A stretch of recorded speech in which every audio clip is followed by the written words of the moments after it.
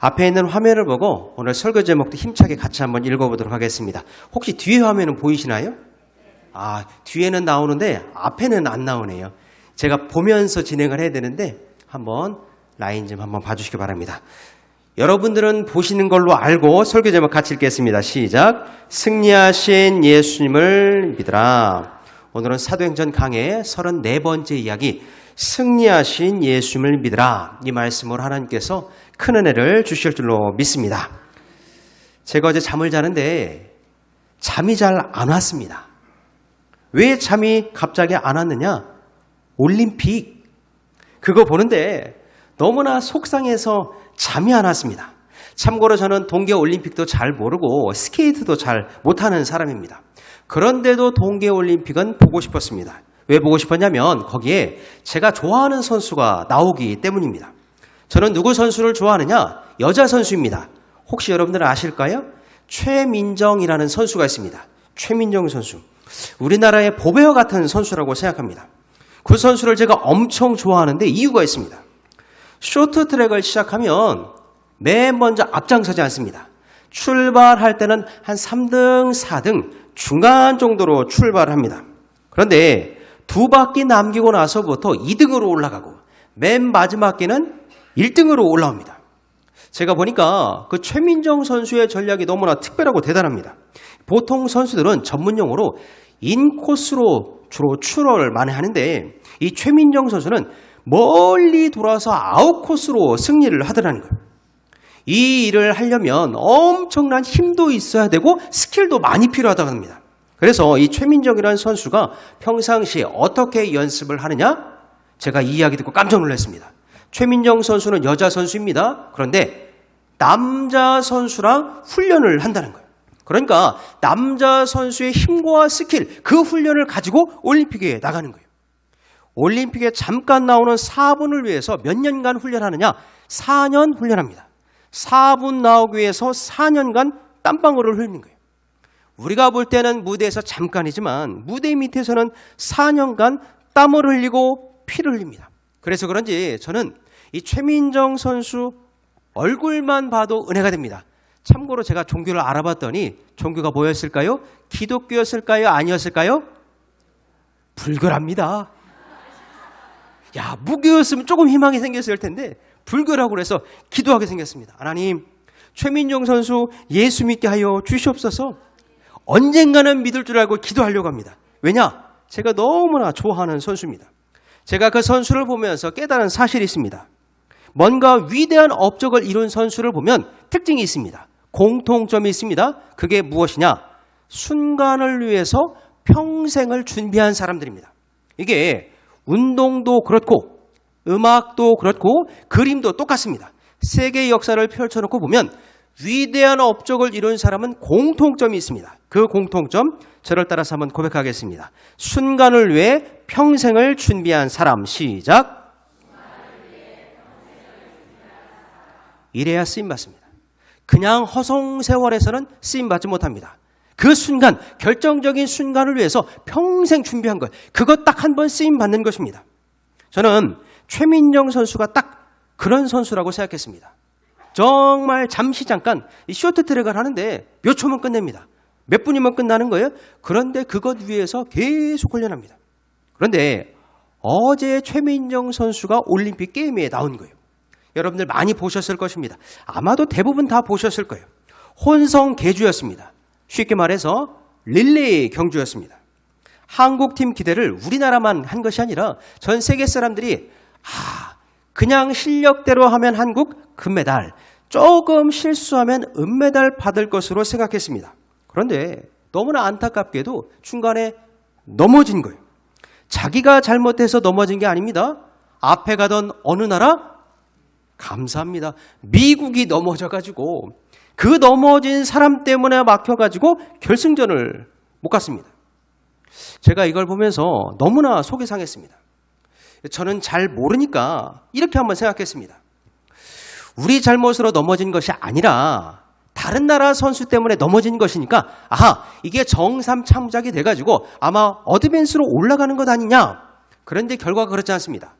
2등까지 오다가 넘어지면 참작이 되는데 2등 이외의 선수들은 참작이 안 된다는 거예요. 아무리 상대방 잘못으로 넘어졌다 하더라도 구제가 안 된다는 것입니다. 제가 그 내용이 너무나 속상해가지고 그 뉴스를 보고 또 보고 영상을 보고 또 봤습니다. 그리고 나서 결정적인 증거를 하나 찾게 되었는데 그 사진 한번 보여주실까요? 저는 안 보이는데 여러분들 혹시 보이실까 모르겠네요. 보이시나요? 자, 뒤보면서 해야겠네요. 여기 보니까 미국 선수가 넘어졌습니다. 누가 잘못한 것이 아니라 자기 발에 자기가 넘어졌습니다. 혼자만 넘어지면 다행인데 우리나라 선수를 껴안고 넘어지는 바람에 넘어진 거예요. 저기 USA 저 선수가 미국 선수인데 혼자 넘어지면 괜찮은 것 우리나라도 덩달아 넘어져서 떨어지게 되었습니다. 아무리 제가 계속 봐도 우리나라 선수는 잘못한 게 하나도 없습니다. 정말 잘못한 것 1도 없었습니다. 제가 그 경기를 보면서 다시 한번 깨달았습니다. 승리 한 번 하는 게 이렇게 어려운 거구나. 선수들 호흡이 다 맞아야 됩니다. 손 터치도 잘해줘야 됩니다. 뒷선수가 앞에 잘 밀어줘야 됩니다. 그것뿐만이 아닙니다. 팀에 있는 선수 모두도 골고루 실력이 좋아야 됩니다. 거기서 끝나는 줄 알았는데 그게 아니었습니다. 다른 팀 선수가 넘어져서 거기에 걸려 넘어지면 그 순간 끝입니다. 메달 없습니다. 승부의 세계는 냉정했습니다. 0.01초 차이로 메달이 갈리는 거예요. 넘어지면 끝입니다. 그런데 제가 생각해 보니까 스포츠만 그런 게 아니었습니다. 영적인 세계도 똑같습니다. 아니, 영적인 세계는 훨씬 더 선명하고 분명합니다. 내가 숨을 쉬는 회색지대 없습니다. 내가 피할 수 있는 회색지대도 없습니다. 여기에는 은메달도 없습니다. 동메달도 없습니다. 구원 아니면 심판입니다. 그래서 신앙이 너무나 중요한 거예요. 우리가 살면서 돈도 필요합니다. 힘도 필요합니다. 자리도 필요하고 명예도 필요합니다. 그거 다 살면서 필요한 것들입니다. 그런데 결정적인 순간에는 무엇이 필요하느냐? 신앙이 필요합니다. 마지막 때는 무엇이 필요하느냐? 신앙이 필요하다는 거예요. 다른 것으로는 안 됩니다. 오직 믿음이 있어야 구원받는 거예요. 저와 여러분들은 세월 지나갈수록 신앙이 깊어지실 수 있기를 주님의 이름으로 축원드립니다. 세월 지나갈수록 다른 것은 안 깊어지더라도 믿음이 깊어지는 사람이 되어야 되는 거예요. 신앙생활은 또 다른 이름으로 믿음생활입니다. 신앙이 참 좋다. 또 다른 표현으로 믿음이 좋다라는 거예요. 잘 믿는 사람 되시기를 주님의 이름으로 축원드립니다. 자, 그렇다면 우리는 누구를 믿고 어떤 내용으로 믿어야 되느냐? 오늘은 이걸 한번 살펴보겠습니다. 오늘 사도행전 말씀을 통해서 누구를 믿고 어떻게 믿어야 되느냐? 사실 본문은 사도행전인데 복음서보다도 훨씬 더 선명하게 복음 설교가 오늘 쓰여져 있습니다. 대상은 안 믿는 불신 이방인들이었습니다. 말하는 사람은 바울이었습니다. 누구를 믿어야 되느냐? 대상은 아주 정확합니다. 예수님. 믿음의 대상은 단번에 깨달을 수 있습니다. 예수님. 기독교인은 예수를 나의 구주로 믿는 사람들입니다. 그래서 세상 사람들이 이름을 붙여준 거예요. 그리스도인, 크리스찬. 믿는 대상은 흔들리지 않습니다. 이건 아마 다 알 거예요. 어른들도 다 알고 초등학교, 교회학교 아이들도 다 압니다. 믿는 대상 예수님. 자, 그렇다면 예수님을 믿는데 그 예수님을 어떤 예수님으로 믿어야 하느냐? 이 내용이 세 가지로 본문에 쓰여져 있습니다. 차례차례 하나씩 살펴보도록 하겠습니다. 우리가 예수님을 믿는데 어떻게 믿어야 되느냐? 첫째로 죽음을 이기신 예수님을 믿으라. 참 중요합니다. 처음부터 너무나 중요한 복음 설교가 시작합니다. 자, 첫 번째 대지 한번 읽어보겠습니다. 시작. 죽음을 이기신 예수님을 믿으라. 죽음 이기신 예수님 믿는 게 너무나 중요한 거예요. 자, 33절 말씀에 쓰여져 있는데 우리 33절 말씀도 여러분이 가진 성경책이나 화면을 보고 같이 한번 읽겠습니다. 조금은 긴데 한 목소리 읽겠습니다. 시작. 곧 하나님이 예수를 일으키사 우리 자녀들에게 이 약속을 이루게 하셨다 함이라.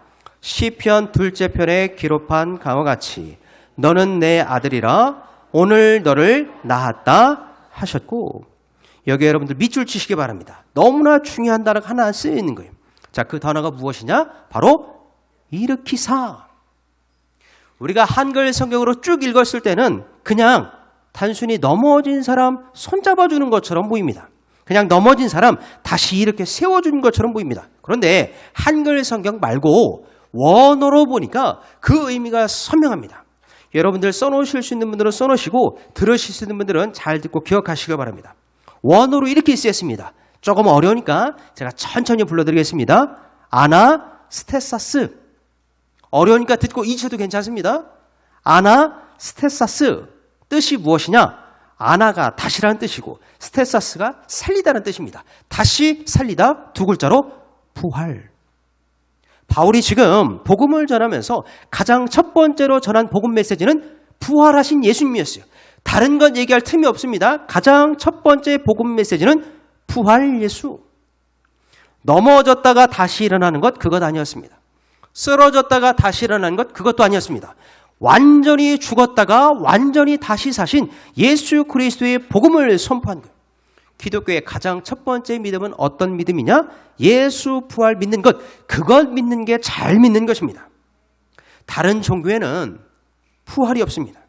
그 어떤 왕도, 그 어떤 대단한 영웅도 끝은 맨 마지막 장은 죽음으로 끝납니다. 다른 어떤 종교의 경전을 아무리 살펴보아도 시작은 화려합니다. 시작은 거창합니다. 끝은 죽음으로 다 마무리되어집니다. 대단한 소원도 있고 대단한 능력도 있고 대단한 기적까지는 다 쓰여졌는데 그 어떤 다른 종교의 경전에는 죽음이 끝입니다. 부활 없습니다. 그런데 성경은 죄로부터 시작하지만 부활로 끝납니다. 죄만은 죄인으로 시작하지만 부활하시는 예수 그리스도의 복음 메시지로 끝나다라는 거예요. 여러분들도 예수님 믿을 때에 다른 것보다도 사망 권세를 다 깨뜨리고 부활하신 그 예수님 잘 믿으실 수 있기를 주님의 이름으로 축원드립니다. 복음 메시지 첫 번째는 부활 예수입니다. 예수님이 부활하셨다. 이게 제 해석이 아니라 오늘 사도행전 말씀 성경에 그대로 쓰여 있습니다. 자, 34절 말씀이 제가 설명한 그 내용인데 우리 34절 말씀도 화면을 보고 같이 한번 읽겠습니다. 또 시작.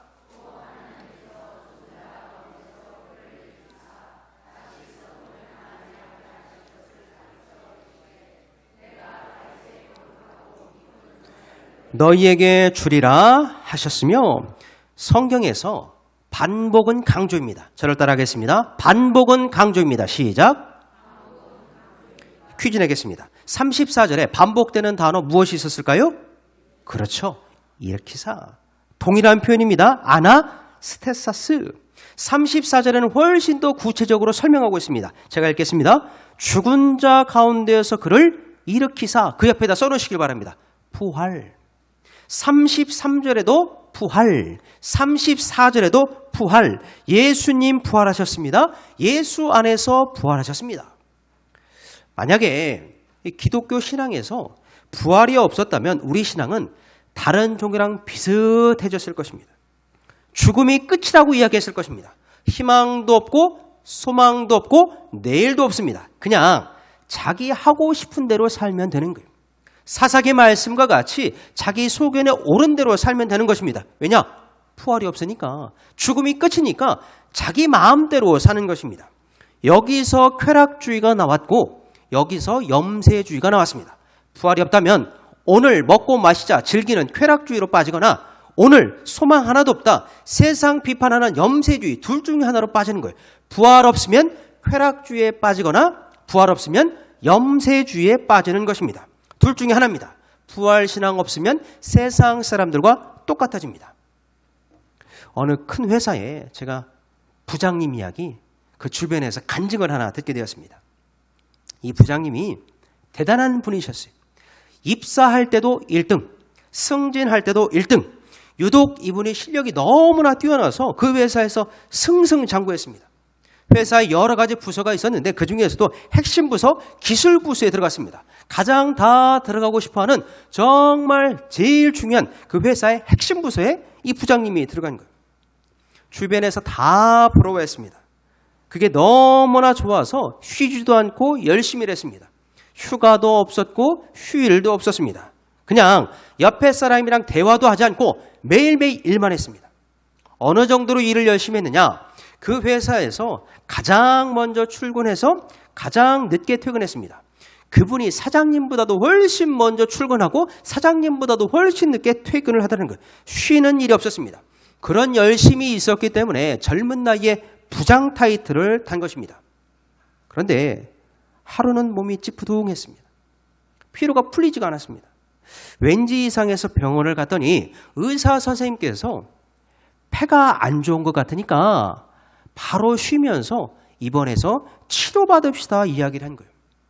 왜 폐가 안 좋았을까? 여러분, 이 부장님이 왜 폐가 안 좋았을까요? 이유가 있었습니다. 알고 보니까 이 부장님이 가장 좋아하는 것이 있었으니 바로 담배였습니다. 하루에도 담배를 수십 개 폈습니다. 일이 힘들 때마다, 업무 스트레스를 많이 받을 때마다 몰래 나가서 뻐끔뻐끔 담배 피웠습니다. 그래서 이 부장님 옷에는 어떤 냄새가 배겨 있었느냐? 담배 냄새예요. 본인은 몰랐습니다. 주변 사람들이 다 한 거예요. 얼마나 담배를 많이 폈는지 옷에 담배 냄새가 배길 정도로 담배를 폈던 거예요. 그런데 병원에서 그 얘기를 하니까 주변 사람들이 듣고 걱정해 주었습니다. 좋은 병원도 알려줬습니다. 치료받으라고 그랬습니다. 약도 먹으라고 권면했습니다. 그런데 이분이 주변의 말 듣지 않은 거예요. 고집 피웠습니다. 자기 몸은 자기가 알아서 한다고 신경 쓰지 말라고 한 거예요. 회사 일을 더 맡게 되었고 담배도 안 끊었습니다. 아니, 담배 못 끊었습니다. 세상 말로 인이 베꼈다고 할 정도로 이분 다른 건 다 끊어도 담배는 못 끊었습니다. 정말 열심히 해서 돈 많이 벌었습니다.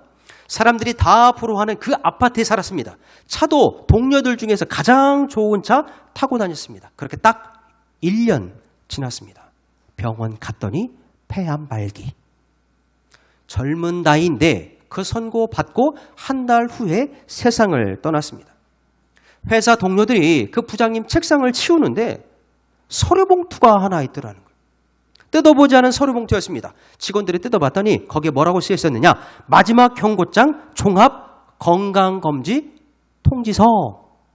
그거 뜯어보지도 않고 일하다가 죽게 되었습니다. 아무리 세상에서 성공해도 죽으면 끝입니다.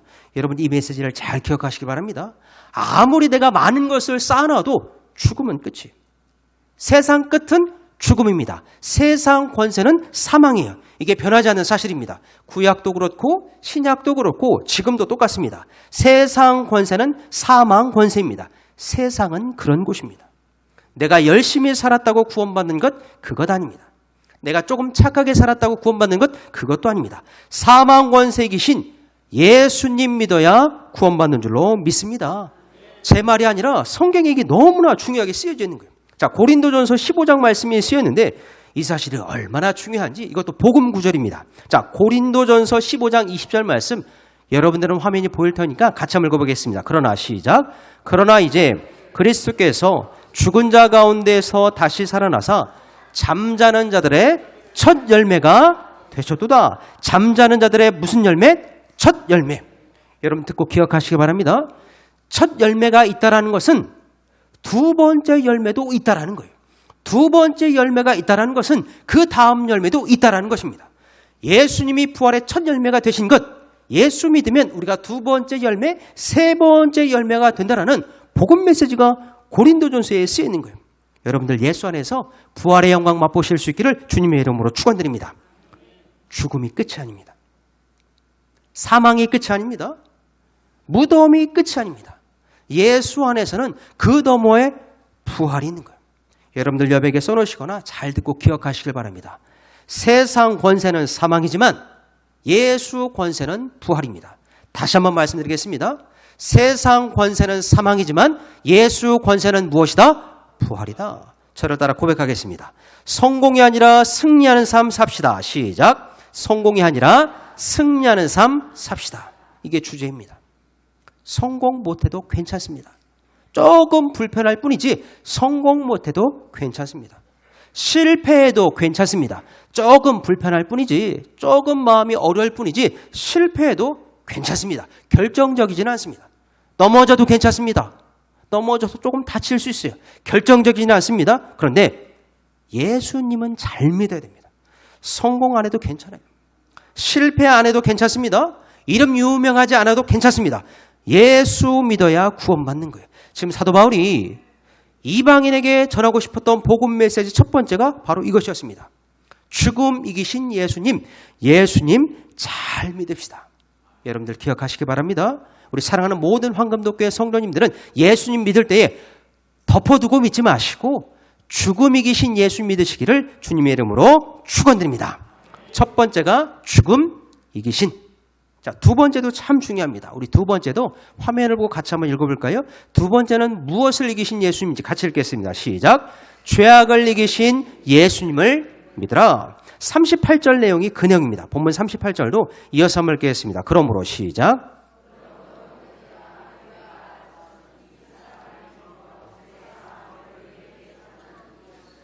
첫 번째 문제가 죽음의 문제였다면 두 번째 문제는 죄의 문제였습니다. 38절에 키워드가 하나 쓰였습니다. 동그라미 죄사함. 이것도 다른 경전, 다른 종교에는 잘 나타나지 않는 이야기입니다. 죄의 문제 절대로 세상 사람들이 이야기하지 않습니다. 죄의 문제 다른 종교에서는 거듭 강조하지 않습니다. 성경에서만 강조합니다. 이 죄의 문제 절대 내 이름으로 해결할 수 없습니다. 죄의 문제는 내 이름으로도 내 실력으로도 내 공로로도 내 공의로 절대 해결할 수 없는 거예요. 대신 그 죄값을 치러주는 분이 있어야 해결됩니다. 그분이 누구냐? 예수 그리스도. 이 38절에 보면 예수님에 대한 복음 설교가 그대로 쓰였습니다. 자, 38절 다시 한번 보여주실까요? 제가 마지막 문장만 읽겠습니다. 이 사람을 힘입어. 다시 한번 말씀드리겠습니다. 이 사람을 힘입어. 바꾸어서 도치하면 이 예수 그리스도를 힘입어 죄사함을 너에게 전하는 이것이며 죄사함. 이게 복음의 핵심입니다. 기독교의 핵심은 성공이 아닙니다. 죄송합니다. 성공 아닙니다. 그러면 기독교의 핵심은 축복이냐? 죄송합니다. 축복도 아닙니다. 부수적으로 이야기할 수 있습니다. 성공 이야기할 수 있고 축복도 이야기할 수 있습니다. 부수적으로는 충분히 이야기할 수 있습니다. 그런데 핵심은 아닙니다. 그러면 성경의 핵심은 무엇이냐? 기독교의 핵심은 무엇이냐? 신앙생활의 핵심은 무엇이냐? 죄사함입니다. 죄사함 받아야 구원받는 거예요. 왜 이렇게 성경에서는 죄에 대한 얘기를 너무나 많이 이야기하느냐? 창세기부터 시작해서 요한계시록까지 펼쳐보면 다 죄 이야기입니다. 왜 성경에서는 죄를 반복적으로 강조하느냐? 그 해답이 로마서에 쓰여 있습니다. 나중에 제가 로마서도 강의할 터인데 로마서도 너무나 중요한 복음 메시지가 너무나 많이 쓰였습니다. 그 한 구절, 오늘은 6장 말씀 한번 볼 터인데 로마서 6장 23절 말씀, 이것도 복음 구절인데 같이 한번 읽겠습니다. 시작. 죄의 삭은 사망이요 하나님의 은사는 그리스도 예수 우리 주 안에 있는 영생이니라. 아멘. 이 구절은 통째로 외우시기 바랍니다. 그런데 갑자기 설교 시간에 외우라고 하면 여러분들 시험 들까 봐 제가 줄여드릴 테니까 외워보겠습니다. 죄의 삭은 사망이요. 시작. 눈 감고 외워보겠습니다. 시작. 죄의 삭은 사망이요. 100점입니다. 100점. 이것 외워야 됩니다. 죄의 삭은 무엇이다? 사망이다. 이게 복음 구절이에요. 복음 구절. 사람들이 살면서 가장 두려워하는 것 사망입니다. 저도 그렇고 여러분들도 그렇고 세상 사람들도 다 똑같습니다. 무엇을 가장 두려워하느냐? 사망. 그러면 왜 우리 인생 가운데 사망이 왔느냐? 성경은 말합니다. 죄의 삭. 죄 지었기 때문에 사망 온 것입니다. 죄 지으면 끝까지 따라옵니다. 언제까지 따라오느냐? 죽을 때까지 따라옵니다. 어떻게 따라오느냐? 내 양심이 살아있는 한 죄는 끝까지 따라옵니다. 언제까지 따라오느냐? 내가 기억하는 한 이 죄는 끝까지 따라옵니다. 그러니까 쉽게 말해서 죄는 우리가 무덤 들어갈 때까지 따라오는 거예요. 성경에서 가장 첫 번째 나오는 이야기가 아담 이야기입니다. 아담 이야기. 여러분들 아담 이야기 너무나 잘 아실 거예요. 아담은 행복한 사람입니다. 왜 행복하냐? 하나님이 직접 지으셨습니다. 하와 행복한 사람입니다. 하나님이 직접 지으셨습니다. 우스개 이야기로 하와가 너무나 행복한 여인이라는 이야기를 들었습니다. 하와가 왜 행복한 여인이었을까요? 시어머니가 없어서.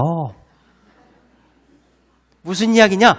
하나님이 아담은 직접 핸드메이드로 만드셨고 하와도 핸드메이드로 직접 만드셨어요. 인류 역사상에 이러한 영광을 받은 사람 한 사람도 없습니다. 그런데 그렇게 행복한 동산 에덴 동산에 살면서 죄가 틈을 타고 들어온 거예요. 죄 짓고 나서 아담의 모습이 어떻게 바뀌었느냐? 그 전까지는 하나님과 대화하면서 살았습니다. 하나님의 사랑을 받고 살았습니다. 하나님의 은혜 가운데 살았는데 죄 짓고 나서 아담이 180도 바뀌었습니다. 여러분들 듣고 기억하십시오. 아담이 죄 짓고 어떻게 바뀌었느냐? 도망쳤습니다. 숨었습니다. 변명했습니다. 핑계댔습니다. 죄 지으면 나타나는 첫 번째 특징이 숨는 것입니다. 아담도 그렇고 우리도 그렇고 애들도 그렇고 어른도 똑같습니다. 죄 지으면 어떻게 한다? 숨는다. 숨는 사람, 죄 짓는 사람입니다. 죄 지으면 우리는 다 숨게 되어 있습니다.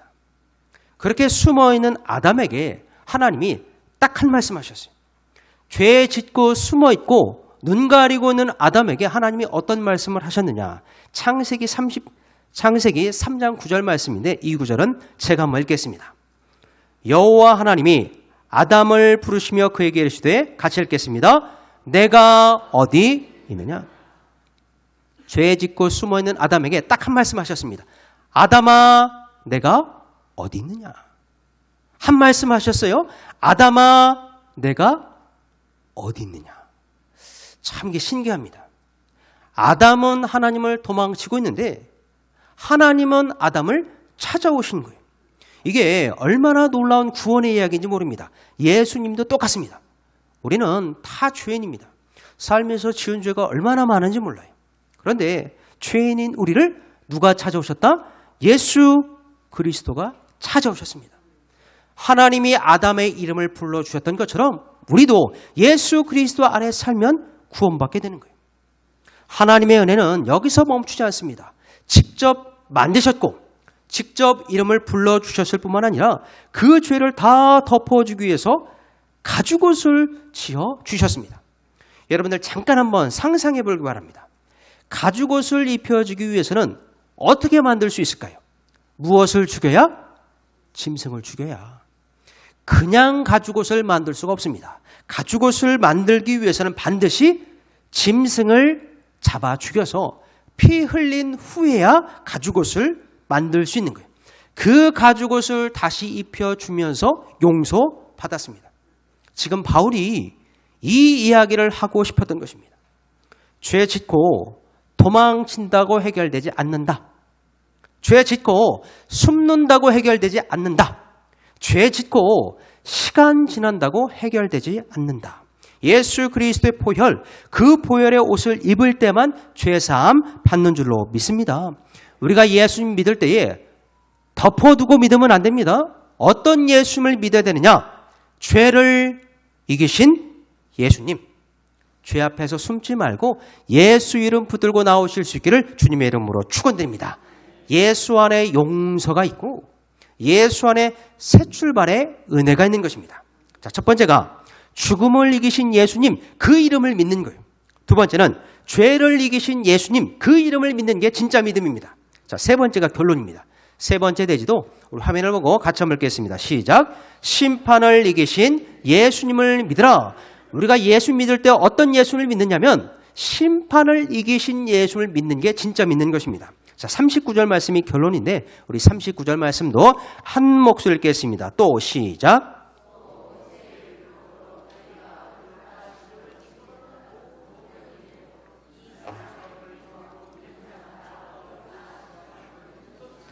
아멘.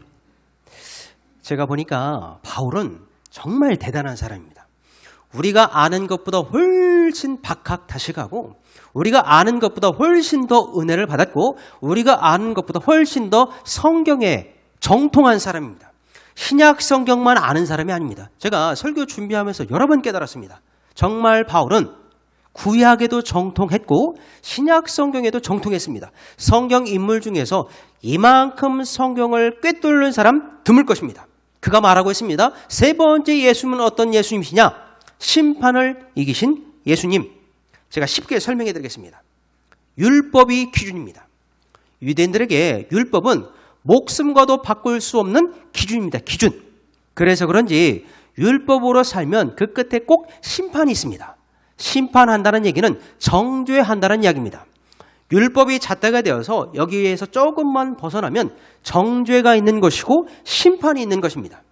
거짓말, 간음, 도둑질, 살인, 강도, 죄의 경중을 떠나서 율법의 잣대를 내면 모두 다 심판받을 수밖에 없는 불의한 사람 되는 거예요. 죄 지으면 불의한 사람 됩니다. 불의한 사람 되면 심판받아야 됩니다. 요즘 이야기는 아니고 제가 아주 어렸을 때에 초등학교 다녔을 때 이야기입니다. 제 친구들 중에 여러 명이 있었는데 가까운 친구는 아니고 한 반에 멀리 있는 친구였습니다. 그 친구가 그러면 안 되는데 계속 뭔가를 훔치는 친구가 있었습니다. 저는 애들이 훔치면 괜찮은 줄 알았습니다. 그냥 다 봐주는 줄 알았어요. 그런데 나중에 한 번, 두 번 훈방을 하더니 경찰이 잡아갔습니다. 제가 그거 보고 얼마나 무서웠는지, 조그만 거라도 계속 훔치면 경찰이 잡아가는구나. 나중에 그 친구 부모님이 경찰서에 가서 뭐라고 쓴 후에 나온 걸로 알고 있었습니다. 제가 그것 보고 깨달았습니다. 죄 지으면 잡혀가는 거구나. 죄 지으면 반드시 무엇 받는구나? 심판 받는 거구나. 이거 피할 수 없습니다. 죄 지으면 반드시 죄값을 치러야 되고 죄 지으면 반드시 심판을 받는 것입니다. 책임져야 됩니다. 법이 그렇게 쓰여 있습니다. 유대인들 마찬가지입니다. 유대인 법이 그렇습니다. 죄 지으면 심판입니다. 여기까지가 딱 율법 이야기입니다. 그런데 성경을 잘 읽어보면 율법으로 멈추지 않고 그 다음 단계가 소개되어 있습니다. 자, 바울이 외치는데 39절 말씀 다시 한번 보여주시기 바랍니다. 율법으로 끝날 줄 알았습니다. 기준 이야기만 하고 끝날 줄 알았습니다. 심판 이야기로 끝날 줄 알았는데 39절 우리 빨간색 그거 부분만 같이 읽겠습니다. 이 사람을 시작. 이 사람을 힘입어 믿는 자마다 의롭다 하심을 얻는 이것이라. 여기에도 이 사람이 누구냐? 이 예수 그리스도를 힘입어 믿는 자마다 무엇을? 의롭다 하심을 얻는 이것이라. 율법으로는 심판받는데 예수 안에서는 해방이 되더라는 거예요.